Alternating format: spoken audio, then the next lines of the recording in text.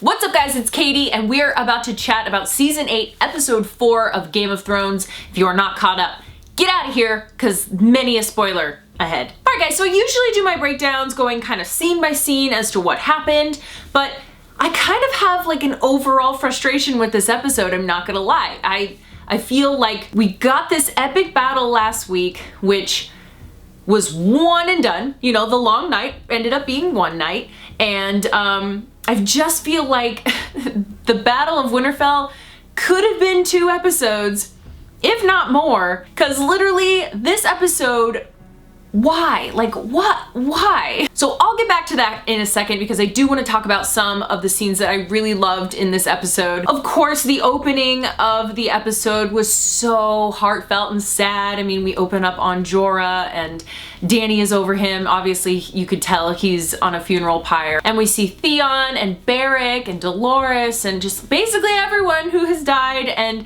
seeing all the funeral pyres and watching them, you know, light them up was just, it was sad. But not gonna lie, Jon was making a speech during that moment, and what was up with his voice?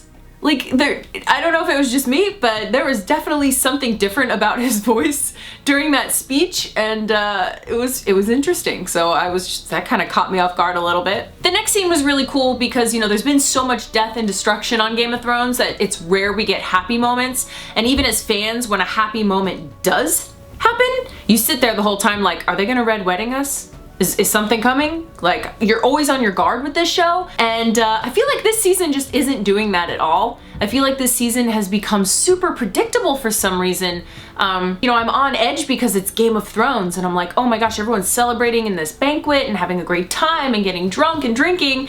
Something bad is going to happen. Never comes, which is really interesting. But I love that Dany makes Gendry Lord of Storm's End. He is no longer a bastard and gets to be Gendry Baratheon, which is really, really cool. That was a nice little moment for Gendry especially. So sad. He goes to find Arya and proposes to her like, you could be the lady with me and I love you, and she's just like, I am no lady. It was a bummer. It was sad. I mean, I was kind of hoping like maybe Arya would be able to balance both. Come on, she could have the best of both worlds. But no, she's got a job to do. She's gonna go do that job. Which leads me to believe that Arya's gonna die. Maybe. Who knows? I feel like you can't even try. I don't even know. Like, all of our cool fan theories, I feel like none of them now have a glimmer of hope in happening. So I don't even know. Yes, this next scene, I was like rooting. I was so rooting for Brienne and Jamie. I mean, it has been a long time for these two characters, so I thought it was really nice that Brienne and Jamie got to get together. I love Brienne, and I thought this could be like the start of something new for Jamie. Then we have a scene of Dany and Jon, and she's like, are you drunk? And he's like stumbling around. He's like, well, maybe.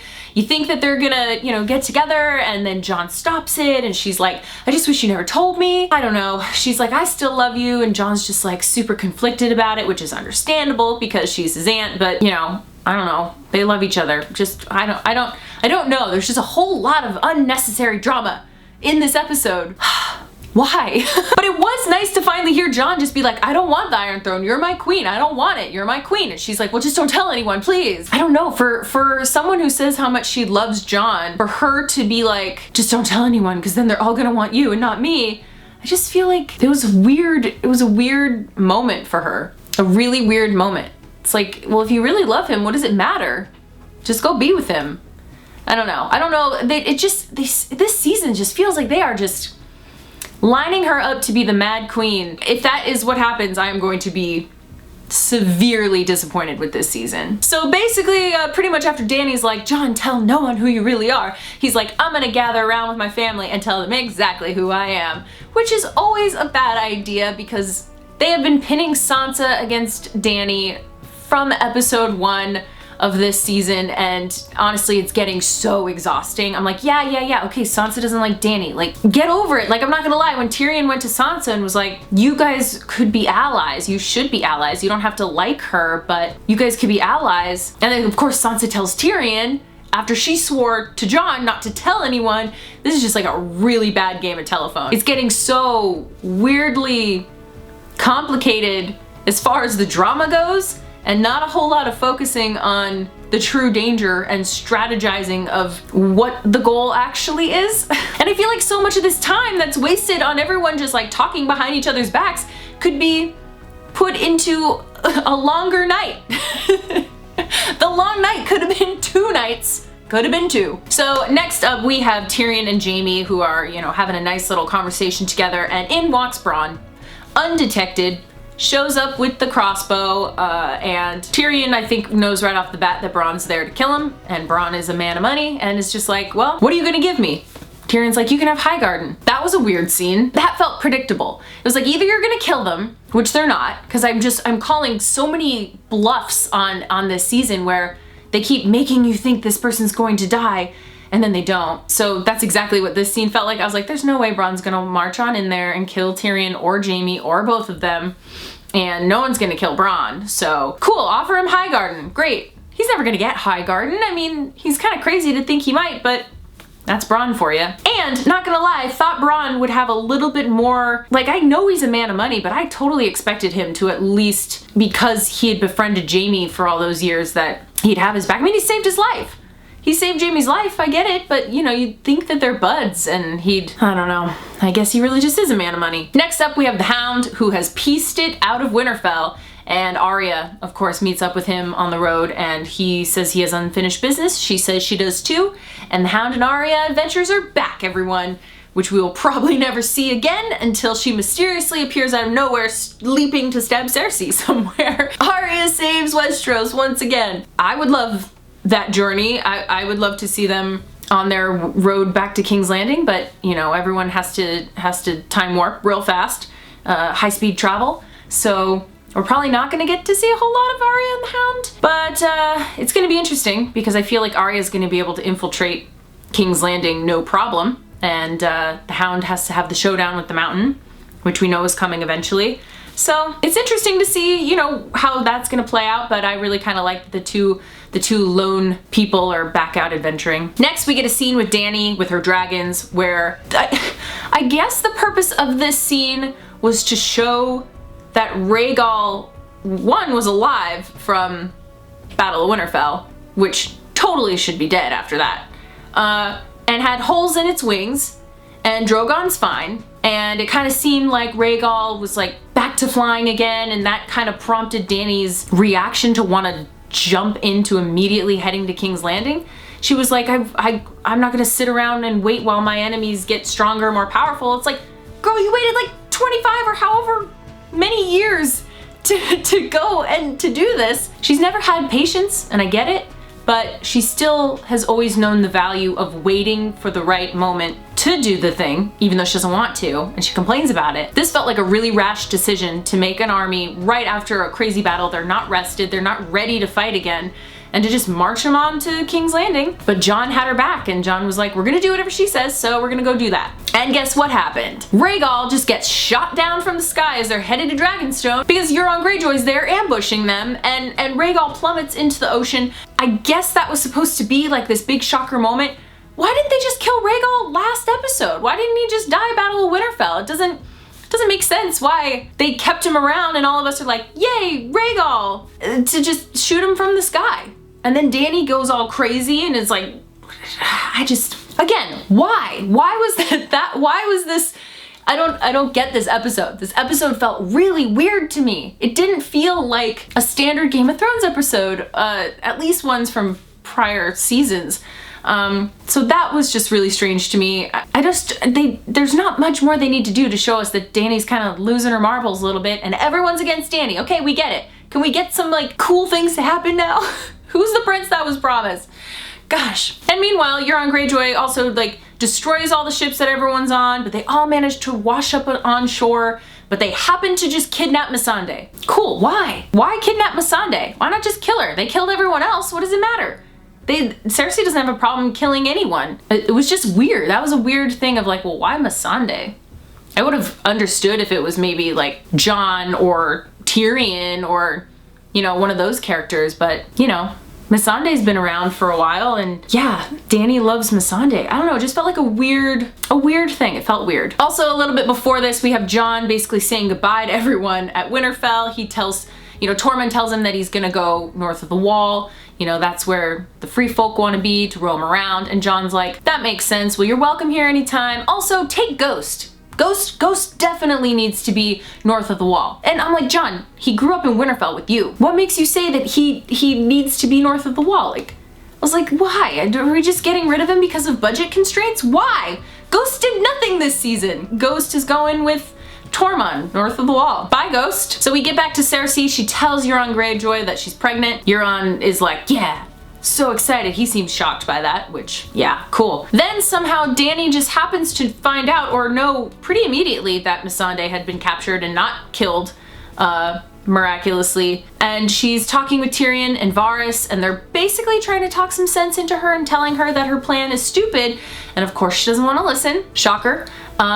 Which is silly because I feel like this could have been such a great time to have a really good Dany Tyrion moment. I kind of wanted Tyrion to sit her down and be like, I'm here to help you. If you don't like that, kill me. Like, I want him to kind of stand up, because all he's doing is going around telling everyone how wonderful she is, but he's not really advising her in the way I feel like he could. She's kind of going off the deep end here, and they're sort of letting her. So then we have Tyrion and Varys talking with each other, and Varys is like, well, I have to think of the realm. I have to think of everyone. You know, it's not just about her. And basically saying that he's going to have Dany killed if she doesn't come to her senses, which, yeah, makes sense. I mean, right now she's kind of acting a little crazy and power hungry, and I don't know. I know she's always had that in her, but at least she always sort of had a little bit of wanting to save the innocent people, you know? She wanted to free all the slaves, and she didn't just go in there and kill them all. She wanted to free them. She wanted to just kill the slavers. And now she's just like, well, we're just gonna go take on King's Landing. Who cares if millions of people die? Just is weird. It's really weird. Then Jamie sneaks out in the middle of the night. He's at Winterfell with Brienne. They're happy. They could be happy. And Jamie's just like, no, I'm gonna go to Cersei. And Brienne has this wonderful moment. And I just wanna claps for Gwendolyn Christie, because that was such a nice moment for Brienne. This whole episode was great, I think, for Brienne. Basically, Jamie starts this speech that, like, he did this for Cersei, he did this for Cersei, he did this for Cersei.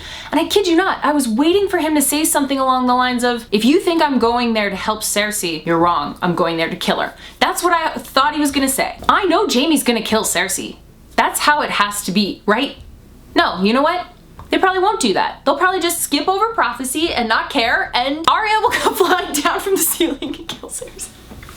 This episode broke me. Then we get this really weird face-off against Cersei, who is very equipped to kill everyone down below the castle walls. You know, she's standing there, Euron Greyjoy, they have tons of people on the wall, and they're able to take out that dragon, who is definitely there in the distance. I don't know if you guys saw it, but it was there. I was like, what are you doing bringing your Not gonna go there. We have Dany with some of the Unsullied, Tyrion, Grey Worm is there. You know, Cersei obviously has Missandei, and we all know she's gonna just kill her anyway. It doesn't matter. Nothing you could do is gonna ever sway Cersei, and I don't know why they're trying to reason with her yet again. I get it. You know, Dany even said it, like, at least her people will see that Daenerys tried to reason, and Cersei was the one that didn't want to reason. But none of those people were there watching. It wasn't in front of an audience, so how would they know anyway? And it was kind of laughable how small of an army Daenerys had protecting her when Cersei could have had Daenerys killed in a second.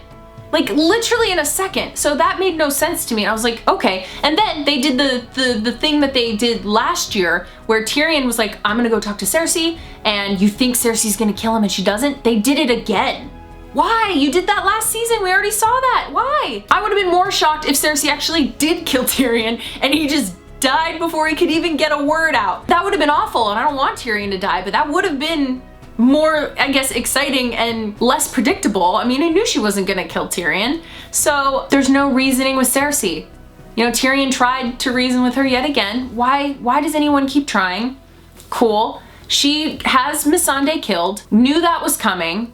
It just wasn't a shocker to me. I don't know. This whole season has been a lot of rushing in areas and then a whole lot of lengthening in other areas that I feel like don't need to be there and don't necessarily make sense to be lengthened. Meanwhile, we could have had like the most epic Battle of Winterfell that lasted 3 episodes and kept us all on our toes, and they were killing people off or whatever. I don't know, just something. It was just weird. Then of course we get this scene, basically Sansa is plotting against Daenerys as well, and again, shocker, like we all know Sansa doesn't like Dany. I think the thing for me is that I was bummed that the Battle of Winterfell wasn't as highly built up as it should have been and deserved to be. The Night King was literally villain from day one. He was the big bad. We knocked him out in 1 episode out of nowhere. No fan theories ever came up, like no questions were really truly answered. I think that is what bummed me out, is that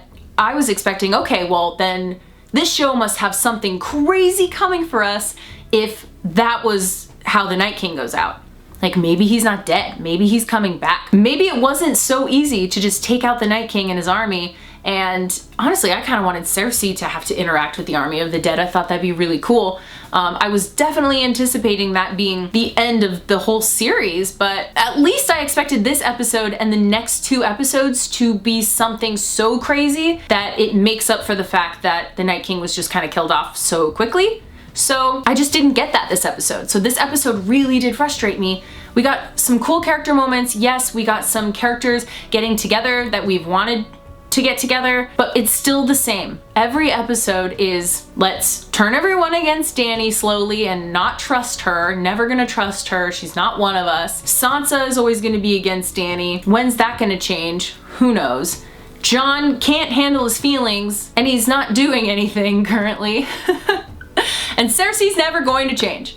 We're just getting the same stuff, and I'm just curious as to why. So I have a lot of high hopes now for the next 2 episodes. We have 2 left, and I feel like this one was kind of wasting a whole lot of precious time when, you know, we only have 2 episodes left. So that's just my thoughts. You know, like I said, there are some really great moments in this episode, and I just overall was just a little shocked at some of the decisions that were made. I just feel like there's so many cool fan theories out there, and we're kind of not seeing any of our theories come true, at least not yet. Maybe they still have a really big surprise and shocker moment in store for us. I don't know. But guys, we have 2 more episodes left, and I really hope that they're really awesome. But I want to know your guys' thoughts. So what do you think of this episode? What did you like? What didn't you like? Let me know in the comments below. Hit that subscribe button so you don't miss out on any of my videos. And to catch up on some of my other Game of Thrones videos, you can click right here, and I'll see you guys next week.